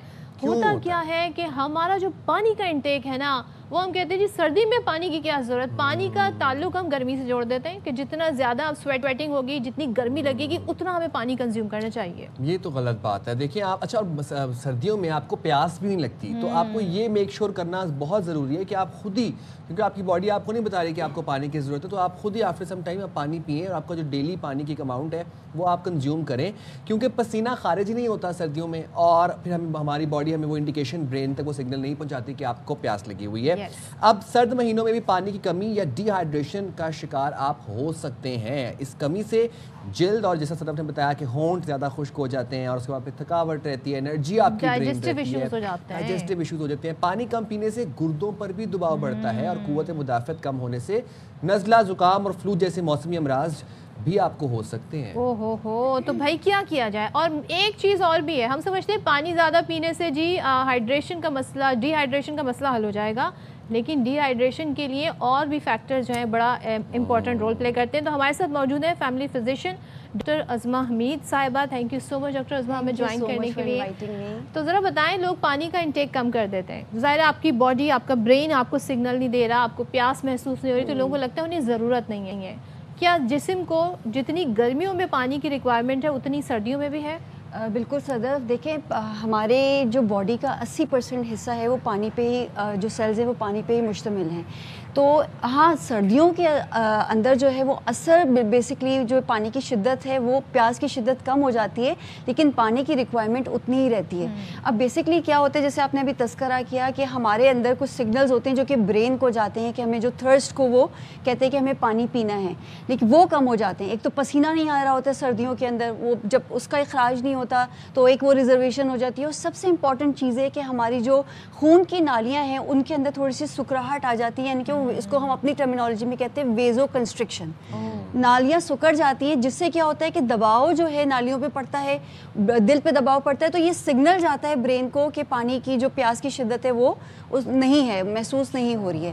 پانی کی ریکوائرمنٹ سردیوں میں ویسی ہی رہتی ہے، لیکن پانی کی شدت میں 30 سے 40% تک جو ہے وہ کمی واقع ہو جاتی ہے سردیوں میں اسپیشلی. یہ بتائیے گا ڈاکٹر صاحبہ، کیسے کسی کو پتہ چلے کہ وہ ڈی ہائیڈریٹڈ ہے؟ کون سی کیا علامات ہے، کیا سمپٹمس؟ بالکل. اچھا دیکھیں، سب سے پہلے کیا ہوتا ہے کہ لوگوں کے اکثر جو شکایت رہتی ہے کہ وہ ہونٹ خشک ہو رہے ہیں یا ہونٹ جو ہیں وہ بہت زیادہ خشکی ہو رہی ہے، اتنے زیادہ خشک ہو رہے ہیں کہ وہ اس کو ہم کہتے ہیں چیپڈ لپس ہو گئے، پھٹنے لگ گئے ہیں. اسی طرح سے جو سب سے اہم علامت یہ ہے کہ جو پیشاب ہے اس کا رنگ بہت گہرا پیلا ہو جاتا ہے، کیونکہ کنسنٹریٹڈ یورین جو ہے وہ گردوں پہ اثر پڑتا ہے. وہ گردے پانی کو ریزرو کرنے کے لیے کنسنٹریٹڈ یورین بنا رہے ہوتے ہیں. ٹھیک ہے، اسکن جو ہے وہ موئسچر اس کا لاس ہو جاتا ہے، اسکن ڈرائی ہو جاتی ہے، اور اکثر لوگوں کو کیا ہوتا ہے کھجلی کی، خارش کی شکایت ہو جاتی ہے.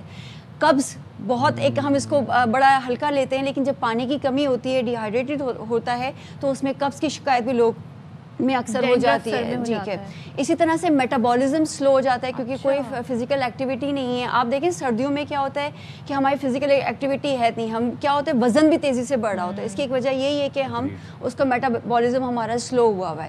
اور جن لوگوں کے اندر مائگرین بہت زیادہ شکایت ہو جاتی ہے کیونکہ ڈی ہائیڈریشن کی وجہ سے سر میں درد، اور جن لوگوں کو سر کا درد کی شکایت ہوتی ہے ان کے اندر مائگرین کی شکایت بھی ہو جاتی ہے. اور پٹھوں میں درد، کیونکہ ڈی ہائیڈریشن کی وجہ سے پٹھوں میں درد، جوڑوں میں درد، یہ اس کو ہم سمجھتے ہیں یہ موسم کے اثرات ہیں. ایکچولی یہ موسم کے اثرات نہیں ہیں، یہ بیسکلی ہماری باڈی رسپانس کر رہی ہوتی ہے کہ پانی کی کمی ہے، لیکن ہم اس کو موسم کے ساتھ ریلیٹ کر رہے ہوتے ہیں. پانی پینے کا دل نہیں کر رہا. اچھا دیکھیں، پانی سے لوگوں کا ایک پانی کی کمی، پہلی بات ہے کوئی چیز کوئی نعم البدل ہے نہیں. پانی کا جو فائدہ ہے وہ ایک پانی ہی اس کو پورا کر سکتا ہے، لیکن پھر بھی ہم اس کو کچھ چیزیں لے کے بہتر اپنی باڈی کے اندر جو ڈی ہائیڈریشن کی علامت ہے اس کو بہتر کر سکتے ہیں. جیسے سردی کے اندر جو سٹرس فروٹس ہوتے ہیں جس میں مالٹا ہو گیا، انگور ہو گئے، انار ہو گیا، کینو ہو گئی، یہ ساری وہ چیزیں ہیں جس کے اندر آپ 90% تک پانی ہوتا ہے، تو آپ یہ لے سکتے ہیں. اس کے علاوہ سبزیاں جس میں گاجر کا استعمال بہت اچھا ہو گیا، شملہ مرچ ہو گئی، ٹماٹر ہو گئے، کھیرا ہو گیا، یہ سب اگین آپ کی جو ہے ہائیڈریشن کو بہتر کر سکتے ہیں. یخنی اور سوپ کا استعمال، تو یہ آپ کا بہت اچھا ہے. مجھے یہ بات نہیں پتی تھی، یہ یخنی اور سوپ جو ہے وہ ڈی ہائیڈریشن کو بھی بالکل. دیکھیں آپ ضروری نہیں ہے کہ آپ 100% تو پانی کی کمی کو وہ نہیں کر سکتے. میں نے اگین بتایا کہ پانی کا نعم البدل کوئی نہیں ہے، لیکن کم از کم آپ کے اندر تھوڑی بہت جو ہائیڈریشن ہے اس کو بہتر کر سکتے، بہت اچھا نعم البدل ہے. اچھا، اور ڈاکٹر صاحبہ اب یہ تو بات ٹھیک ہے، ایک ایڈلٹ ہمارے ویورز کو بتائیں کہ اس کو ایک دن میں کتنا پانی کنزیوم کرنا چاہیے؟ اچھا دیکھیں، پانی میں ہم 3 افراد یہاں بیٹھے ہوئے ہیں، تو میری آپ کی ہر کی ریکوائرمنٹ ڈفرینٹ ہوگی. ہماری کیا ایکٹیویٹی ہوتی ہے، فزیکل ایکٹیویٹی، اس پہ بھی بہت ڈپینڈ کرتا ہے، اور عمر پہ بھی ڈپینڈ کر رہا ہوتا ہے. اسپیشلی اگر میں بچوں کی بات کروں، پہلے ہم یہ ایک کہتے تھے 6 سے 12 گلاس یا 8 سے 10 گلاس آپ کو پینا ہی پینا ہے. اب ایک مزدور شخص ہے، اس کی ریکوائرمنٹ بہت ڈفرینٹ ہے. ایک اے سی میں ہم لوگ جو بیٹھے ہوئے ہیں ہماری ریکوائرمنٹ بہت ڈفرینٹ ہے. ٹھیک ہے، تو آپ کی باڈی ریکوائرمنٹ آپ کے باڈی ویٹ پہ بہت ڈپینڈ کرتا ہے کہ آپ کو پانی کی ریکوائرمنٹ کتنی ہے. لیکن خاص کر چھوٹے بچے اور جو بڑے افراد کے عمر کے افراد ہوتے ہیں ان کو ہمیں بتانا پڑتا ہے کہ پانی آپ کو پینا ہے، کیونکہ ان کے اندر پیاس کی شدت جو ہوتی ہے وہ تھوڑی کم ہوتی چلی جاتی ہے. ایک چھوٹے بچوں میں آپ دیکھیں، چھوٹے بچوں کو پورے دن آپ پانی نہ پوچھیں، وہ پانی پیتے ہی نہیں ہیں، اور اسی وجہ سے بچوں کے اندر اسپیشلی کیا ہوتا ہے کہ وہ کانسٹیپیشن کا بہت زیادہ ایشو ہوتا ہے کیونکہ وہ پانی نہیں پی رہے ہوتے. اسی طرح جو بزرگ لوگ ہیں جن کی عمر 60 سال سے زیادہ ہے، ان کو بھی وقت کے ساتھ ساتھ کیا ہوتا ہے ان کی جو پیاس کی محسوس کرنے کی شدت ہے وہ کم ہوتی چلی جاتی ہے. تو ان کو بھی ہمیں کوئی الارم، کوئی اس طرح کی چیز سیٹ کرنا چاہیے، یا ان کے سائڈ ٹیبل پہ کوئی پانی کا گلاس ان کی عادت بنائیں کہ آپ 1-1.5 گھنٹے کے بعد ضرور 1 سے 2 گلاس پانی پئیں. اور صبح اٹھ کے یہ کہ ضرور اپنا میٹابولزم فاسٹ کرنے کے لیے 1 سے 2 گلاس پانی ضرور پئیں, اس سے آپ کے میٹابولزم پہ بڑا اچھا فرق فیل پڑتا کرتے ہیں جب بالکل ایمٹی اسٹمک جب پانی پیتے ہیں. ایک چیز اور بتائیے گا, ہم پانی کا ذکر کرتے ہیں جی کہ نمکیات کی کمی ہو گئی, ہائیڈریشن ڈی ہائیڈریشن ہو گئی, لیکن اس میں الیکٹرولائٹس بھی بڑا امپورٹنٹ رول پلے کرتے ہیں, وہ کیا ہیں, ان کو کیسے کنزیوم کیا جائے؟ دیکھیں الیکٹرولائٹس تو بیسکلی اگر ہم بات کریں الیکٹرولائٹس کی, میں نے بات کی سٹرس فروٹس کی, اس میں ہمارے پاس سوڈیم, پوٹیسیم, میگنیسیم یہ چلا گیا. اسی طرح ہم بات کریں ناریل پانی ہے, اس سے ہم ریسٹور کر سکتے ہیں اپنا. لیمو پانی ہم پی سکتے ہیں نیم گرم پانی میں, سردیوں کے اندر نیم گرم پانی میں تھوڑا سا شہد اور لیمو لے لیں, اس سے ہم ریسٹور کر سکتے ہیں. Why they are important? Because یہاں پہ اس میں یہ ہوتا ہے کہ ہمارے جو پٹھوں میں کریمپس پڑ رہے ہوتے ہیں, جو درد ہو رہا ہوتا ہے, اس میں الیکٹرولائٹ امبیلنس ہو جاتا ہے. یہ ہمارے پٹھوں کے اندر جو کانٹریکشن جس کو ہم کہتے ہیں, جب ہم پٹھے جو ہیں ریلیکس اور کانٹریکٹ کر رہے ہوتے ہیں, ٹھیک ہے, تو اس عمل کے لیے نمکیات کا ہونا باڈی میں بہت ضروری ہے. اگر اس میں امبیلنس ہو جائے تو پھر اگین پٹھوں میں درد ہے, جوڑوں میں درد ہے, یہ سارے جو الیکٹرولائٹس والے ڈرنکس آئے ہیں آج کل, کچھ انرجی ڈرنکس بھی ہیں, کچھ الیکٹرولائٹس والے ڈرنکس ہیں, ہر چیز ریڈی میڈ دیکھیں کر سکتے ہیں, لیکن میں یہ کہتی ہوں وہ چیز آپ کریں جو گھر میں آسانی سے اویلیبل ہو. ہم چیزوں پہ تو ہم بہت ساری چیزوں پہ لگا سکتے ہیں, پھر یہ دیکھیں آپ فائنینشیل برڈن پڑ جاتا ہے اور گھر میں کوئی ایک فرد ہوتا نہیں ہے, آپ نے سب کا خیال رکھنا ہے, تو کوشش کر لیں کہ نیم گرم پانی, یخنی الیکٹرولائٹ ریسٹور کرنے کا بہت اچھا یاد سے جی سوپ یخنی کریں. اور دوسرا یہ کہ جیسے نیم گرم پانی کا بھی بہت افادیت ہے. نیم گرم پانی سے, بہت نیم گرم پانی, کیونکہ تیز گرم پئیں گے تو وہ حلق کی نالی کے نقصان دہ ہے. تو نیم گرم پانی سے یہ ہوتا ہے کہ ایک تو آپ کا قبض میں بہت زیادہ ریلیف مل جاتا ہے. جو میں نے آپ کو بتایا ایک ویزو کنسٹرکشن کا عمل ہے, وہ نالیاں ریلیکس ہو جاتی ہیں, تو بلڈ پریشر بھی بہت نارملائز ہوتا ہے. اس کے علاوہ جو ہے آپ کی ایک سودنگ ایفیکٹ آتا ہے, پانی پینے میں اچھا لگتا ہے, گلا ڈرائی نہیں ہوتا جس سے بار بار کف ہو رہی ہوتی ہے لوگوں کو, اس میں ریلیکس ہو جاتا ہے بندہ. اور پھر اگر ویزو ڈائلیشن ہوتی ہے تو پھر آپ کی اسکن بھی گلو کر رہی ہوتی ہے. اور بالکل, کیونکہ دیکھیں سردیوں کے اندر آپ دیکھیں ہمارا یہ قدرتی عمل ہے کہ ویزو کنسٹرکشن ہمیں اپنی درجہ حرارت کو مینٹین کرنا پڑتا ہے. تو وہ مینٹین کرنے کے لیے نا یہ قدرتی عمل ہوتا ہے کہ ویزو کنسٹرکشن ہوتی ہے, سکڑاہٹ آتی ہے, تاکہ وہ بلڈ جو ہمارے امپورٹنٹ اسٹرکچرز ہیں نا, آپ پیل لگ رہے ہوتے ہیں, اس لیے آپ تھوڑے پیل ہو, یا آپ کی ہم دیکھیں ہاتھ پیر تھوڑے سے بلو سے محسوس ہوتے ہیں, بلڈ فلو وہ ہوتا ہے. اچھا پانی کا ایک میں آپ سے کہا ہے کہ پانی کی کمی کی وجہ سے اکثر لوگوں کو اس سیزن کے اندر نا یورین انفیکشنز بھی بہت زیادہ ہو رہے ہوتے ہیں. اچھا, تو پانی کا پینا بہت زیادہ ضروری اس لیے بھی ہے کہ بھلے آپ کو پیاس لگے نہ لگے, آپ اپنے کوئی الارم سیٹ کریں, کوئی اس طرح کی ایپس آ گئی ہیں آپ تو ہر موبائل ہر وقت ہر کسی کے پاس ہوتا ہے, دیتی رہتی ہے. لاسٹ میں مجھے بتا دیں گرین ٹی اکثر و بیشتر لوگ پیتے ہیں, لیکن آئی گیس وہ اگر آپ کا گلا ڈرائی ہے, کف کھانسی آپ کو ڈرائی کھانسی ہے, تو وہ اور زیادہ آپ کو متاثر کرے گا. ایسے ہی نہیں ایسا نہیں ہے. دیکھیں گرین ٹی میں کیا ہے آپ ڈال رہے ہیں, اگر گرین ٹی آپ ڈپینڈ کرتے ہیں کس طرح کی آپ بنا رہے ہیں, وہ بھی تو ایک نیم گرم پانی میں آپ لے رہے ہیں نا.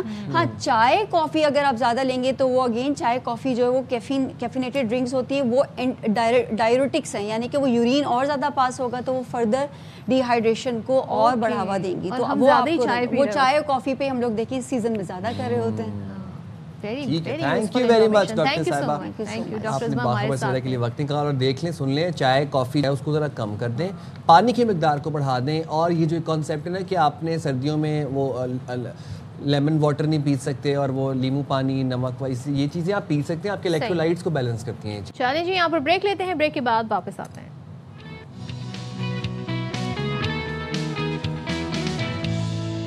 اچھا جی, کھیل ہو, ٹیکنالوجی ہو, کوئی بھی میدان ہو, پاکستانی جو نوجوان ہیں, خاص طور پہ ہم اپنے اسٹوڈنٹس طلبہ کی بات کریں, بڑے زبردست طریقے سے ہم دیکھ رہے ہیں انٹرنیشنلی بھی بڑا نام بنا رہا ہے, اور ساتھ میں جو ان کی تعلیمی کارکردگی ہے وہ بھی بڑی غیر معمولی قسم کی ہمارے سامنے آ رہی ہے. اور حال ہی میں کیمبرج انٹرنیشنل کی جانب سے آؤٹ اسٹینڈنگ لرنر ایوارڈ کا اعلان کیا گیا, تو اس میں پاکستانی طلبہ نے کمال کر دکھایا, اور 83 طلبہ نے top in the world award جیت کر اپنا اور پاکستان کا نام روشن کیا. کیا بات ہے. تو پھر آپ کو ذرا انہی ہونہار طلبہ سے ملوا دیتے ہیں. آج ہم بات کریں گے پاکستان کی 2 ہونہار طالبات, لائبہ علی اور مومنہ سلمان سے ہمارے ساتھ موجود ہیں. Thank you very much and congratulations to you both کہ آپ نے پاکستان کا نام روشن کیا ہے. سب سے پہلے لائبہ آپ بتائیے گا کہ اس بڑی کامیابی پر آپ کیا کہنا چاہیں گی. It's a big accomplishment, achievement ہے ایک بہت بڑی. تو how did you prepare for it, اور کس سبجیکٹ میں آپ نے ڈسٹنکشن حاصل کی؟ Thank you so much. My name is Laiba Ali اور میں نے میتھمیٹکس کے اندر IGCSE میتھمیٹکس میں ورلڈ ڈسٹنکشن لی, ورلڈ ٹاپ کیا. And I think I am very thankful to Allah Almighty for blessing me with this honor. اور obviously یہ صرف میری کامیابی نہیں ہے, میرے ارد گرد جو لوگ ہیں, میرا institute Pak Turk Maarif, my teachers, sir Taqi Jawad and Miss Khadija Atiq, and I think especially my parents and my family, my mother, انہوں نے مجھے بہت زیادہ اس جرنی پہ سپورٹ کیا, موٹیویٹ کیا. اینڈ پریپریشن پروسیس ڈیفینیٹلی تھوڑا سا ڈٹرمنیشن, پرسیورنس ڈیمانڈ کرتا ہے, but running the extra mile is what earns you distinction. Very nice. Momina, آپ ہمیں کیا بتائیں گی؟ آئی تھنک آپ کا سبجیکٹ سائنس ہے, لیکن آپ نے آپشنل میں کامرس کو چنا اور اس کے بعد آپ نے اس میں ٹاپ کیا, تو کیسے ممکن بنایا اور کیا آپ کا ویسے روٹین ہوتا ہے, کتنا اسٹڈی کرتی ہیں؟ میں نے, جیسے آپ نے کہا, میرا سائنسز ہی تھا. میں نے commerce as an optional subject opt کیا, and initially I wasn't very confident in it, کیونکہ آبویسلی مجھے کامرس اینڈ بزنس سبجیکٹس کو سمجھنا پڑا تھا. But I think the past papers were the key. میں نے بہت سارے پاس پیپر سالو کیے, read marking schemes, and I realised کہ ایگزامنر رپورٹ سے آپ کو پتہ لگتا ہے what the examiner requires from you. تو اس سے بہت اچھی پریکٹس ہوئی, and I think that's the reason I was able to achieve it. Wow. اچھا Laiba, if I am not wrong, تو آپ اس وقت O1 میں ہیں and you gave maths exam, right? تو O1 میں میتھس پورا کیسے دیا آپ نے؟ میں اس وقت O2 میں ہوں. میں نے ایگزام IG1 کے اینڈ پر دیا تھا. اینڈ آئی تھنک سب سے پہلے تو یہ کہ ہمارا جو انسٹیٹیوٹ ہے وہاں پر جو مڈل سیکشن کے لیے ایگزامز ہوتے ہیں وہ بھی بہت کیئرفلی ڈیزائن کیے جاتے ہیں ہمیں ہماری سیکنڈری اسٹڈیز میں ہیلپ کرنے کے لیے. تو ایون گریڈ 7 گریڈ 8 میں ہمارے میتھس کے جو ایگزامز ہوتے تھے وہ میں اکثر ریئلائز کرتی تھی کہ پاس پیپر کویشچنز ان میں ڈالے جاتے تھے. تو پھر میں اپنی پریپریشن کے لیے پاس پیپرس کو گریڈ 8 میں کنسلٹ کرنے لگ گئی تھی. اینڈ دین IG1 میں آ کر my mother give me the idea کہ بچے یوزلی ریلیکسڈ ہوتے ہیں تو ٹائم نہیں ویسٹ کرنا چاہیے اور let's just do some thing different. تو پھر میں نے اپنا سلیبس کور کرنا اسٹارٹ کیا. مجھے ہیلپ چاہیے تھی, لیکن پھر مس خدیجہ ہمیشہ مجھے سپورٹ کرتی تھیں اسکول میں, اینڈ سر تقی نے میرا سارا سلیبس شارٹ ٹائم میں کمپلیٹ کروا کے وہ سب ٹپس اور ٹرکس بتائیں جو مجھے سکسیس کے لیے چاہیے تھیں. اور اگر آپ خود پر بلیو کریں and if you know you can do it, تو پھر I think you definitely can do it. A lot has been changed, like in the field of education. اب AI کی بات ہو رہی ہے, 10 year جو ہے, اب کیا نیکسٹ جابس ہوں گی اس پہ بات ہو رہی ہے. آپ جب اتنی محنت سے ہم لوگ پڑھتے ہیں, بچے ہمارے پڑھتے ہیں, کیا سوچ ہوتی ہے مستقبل کو, کیا آپ نے فیوچر پلان کیا ہے, کیا بننا ہے, کیا سلیکشن آف سبجیکٹ جو ہے اسی کو دیکھ کر کی جاتی ہے, کیا سوچ کے آپ نے یہ سبجیکٹ سلیکٹ کیے؟ میتھس تو ایک کمپلسری سبجیکٹ ہے اور سب کو دینا پڑتا ہے, لیکن مجھے یہ جو ٹاپک ہے اباؤٹ AI اور فیوچر میں کیا جابز ہوں گی, مجھے یہ ویسے ہی بہت انٹرسٹنگ لگتا ہے. تو I often ask my peers and my friends as well. تو ان میں سے جتنے بھی لوگوں کو میں نے آج تک جن سے بات کی, پوچھا, تو زیادہ تر جو پروفیشنلز ہیں وہ مجھے یہ گائیڈ کرتے ہیں کہ AI کی ایمرجنگ کے ساتھ جو بھی جابز ہیں وہ اگلے 3 to 4 years میں ہمیں زیادہ کلیئر لینڈسکیپ ملے گا کہ کیا ہوگا. لیکن میرا پرسنلی گول یہ ہے کہ I want be a lot of things, and one of them is کہ میں ایتھیکل AI کے لیے UN میں ایڈوکیٹ کرنا چاہتی ہوں, بیکاز آئی تھنک ہمارے پاس کوئی بھی ایسی انٹرنیشنل باڈی فی الحال نہیں ہے جو AI کا جو انوائرمنٹل امپیکٹ ہے اس کو کیٹر کر کے ریگولیشنز یا ایتھیکل گائیڈ لائنس کے ود ان کروا رہی ہے. تو this is one thing I aspire to do. Wow. Momina, coming towards you, آپ بتائیے کہ عموماً نارملی ہمارا ایک یہ پرسیپشن ہے ٹاپر بارے میں کہ وہ صرف پڑھتے رہتے ہیں اور وہ صرف 8-9 گھنٹے پڑھیں گے, اس کے بعد سو جائیں گے, پھر اکیڈمی جائیں گے. تو کیا آپ بھی ایسی کرتی تھیں, یہی روٹین تھی آپ کی, یا آپ کی ایکسٹرا کریکولر ایکٹیویٹیز بھی ہیں, آپ اسپورٹس میں بھی انوالوڈ ہیں, آپ سوشل میڈیا, ڈیجیٹل میڈیا کی طرف بھی آپ راغب ہیں, کیا روٹین کیا ہے آپ کی؟ آئی تھنک مجھے پرسنلی یہ لگتا ہے کہ کسی بھی بچے کو اپنے آپ کو ایگزاسٹ نہیں کرنا چاہیے, because once they start exhausting themselves تو پڑھنے کا کوئی فائدہ نہیں رہ جاتا. تو ان دا سیم وے مطلب میں اسکول سے آ کے تھوڑا سا ریلیکس کرتی ہوں, تھوڑا سا فون یوز کر لیا یا تھوڑے سے سو گئے, and then I study in the evening. اور یہ بھی کہ بہت لیٹ رات تک نہیں پڑھنا, because that again exhaust you and then اگلے دن you are not fresh. And I think extra curriculars are equally important. میں MUNs میں پارٹیسپیٹ کرتی تھی, I liked playing table tennis, تو whenever I got time تو میں وہ کھیلتی تھی. And I think that is important کہ آپ پڑھیں بھی but ساتھ ساتھ you need to do extra curriculars as well. کیا بات ہے. Thank you so much Momina, thank you so much Laiba, and we wish them best of luck for future endeavors and for بالکل. اور دیکھیں یہ ہمارا مستقبل ہے. کیا بات ہے. اچھا میں سوچ رہا تھا مجھے نا او لیولس کا میتھس بڑا ہی برا لگتا تھا. میتھس ہی برا لگتا کتابیں D1 D2 D3 اور میں حیران ہوں کہ انہوں نے O2 میں ایگزام دے دیا. لوگ O3 میں مطلب فائنل ایئر میں جا کے نہیں دے پاتے. تو بڑی اچھی اکمپلشمنٹ ہے اور یہ بڑی. چلیں جی اب ہم آپ کو کہتے ہیں نا ایک جدید دور سے ہم آپ کو پرانے وقتوں کی یاد تازہ کرا دیتے ہیں. پشاور میں جی ایک ایسا گھر ہے جو کہ 140 سال پرانا ہے اور اس کے در و دیوار جی اسی وقت کے بنے ہوئے ہاتھوں سے بنائے گا لکڑی کا یہ گھر ہے. تو ذرا ہم ماضی کے جھروکوں میں آپ کو لے جاتے ہیں مدیحہ سنبل کے اس رپورٹ سے. پشاور کے علاقے ملک پورہ کی یہ گلیاں صدیوں پرانی تہذیب و ثقافت کی کہانیاں سناتی ہیں اور انہی گلیوں میں موجود یہ گھر وقت کی گرد میں لپٹا ایک زندہ نشان ہے.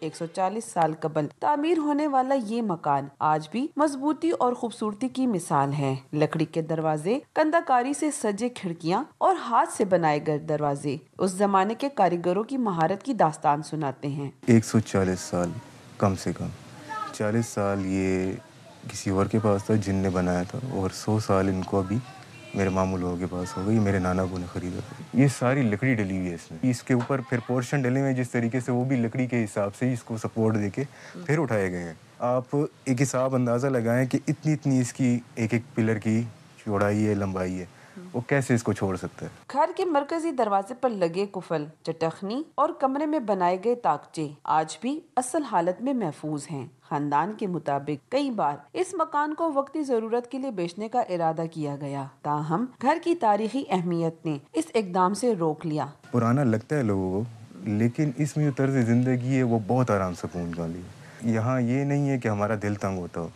آپ اس کی چھت دیکھیں کتنی ہائٹڈ ہے.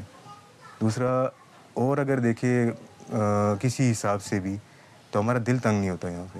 وقت گزر گیا، نسلیں بدل گئی، لیکن پشاور کا یہ پرانا مکان آج بھی ماضی کی خوشبو اور روایتوں کی نشانی بن کر قائم ہے. اس قدیم گھر نے پشاور کے عروج و زوال کے کئی ادوار دیکھے ہیں، تاہم موسم کی سختیاں، زلزلے اور طوفان سہنے کے باوجود یہ گھر آج بھی سانس لے رہا ہے.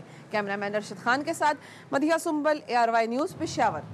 دیکھیں جب ٹورسٹ آتے ہیں نا تو وہ اس طرح کے ہیریٹیج کو دیکھنا چاہتے ہیں. ہمیں چاہیے کہ ہم ان جگہوں کو پریزرو کریں. اس طرح کے گھر بنے ہوئے جو کہ 140 سال پرانے ہیں، یہ آپ کی ہسٹری، آپ کی تاریخ بتاتے ہیں. بالکل صحیح کہیں. تو جناب بالکل ہم لوگ بھی جب جاتے ہیں دوسرے شہروں میں اور دوسری جگہوں پر تو جا کے ہم بھی یہ دیکھیں. اچھا ایک جاتے آپ کو ذرا کرسٹیانو رونالڈو کا ایک گول دکھا دیتے ہیں. سعودی پرو لیگ میں انہوں نے بائی سائیکل کک کی اور اپنی فٹنس کا انہوں نے ثبوت دیا کہ I am still fit and fittest of all indeed. یہ دیکھیں یہ بائی سائیکل کک تھی. تو ایسا ہو نہیں سکتا کہ فٹ بال کنگ کوئی کمال گول کرے اور ہم آپ کو نہ دکھائیں. ایسے ہی نہیں، رونالڈو سب کے فیوریٹ ہیں. ہمیں دیں اجازت. اپنا بہت خیال رکھیے. اللہ حافظ. پاکستان زندہ باد.